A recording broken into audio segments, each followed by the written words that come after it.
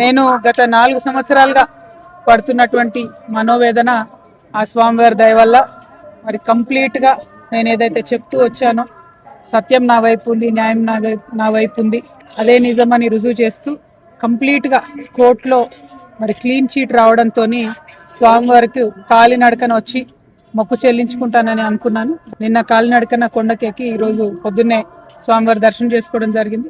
రాబోయే రోజులలో తెలంగాణ రాష్ట్రంలో తెలంగాణ ప్రజల పక్షాన పనిచేయడానికి ఫ్యూచర్లో పొలిటికల్ పార్టీని కూడా పెట్టబోతా ఉన్నాను. దానికి కూడా ఖచ్చితంగా స్వామివారి ఆశీస్సులు ఉంటాయి, దయ ఉండాలని చెప్పి కోరుకొని మరి వాళ్ళు దర్శనం చేసుకోవడం జరిగింది. నేను ఎప్పుడు తిరుమలకు వచ్చినా ఒకటే కోరుకుంటాను, రాష్ట్రాలుగా మనం విడిపోయినా కూడా ప్రజలుగా కలిసి ఉండాలి, ప్రజలందరూ బాగుండాలని మనస్ఫూర్తిగా కోరుకుంటాను.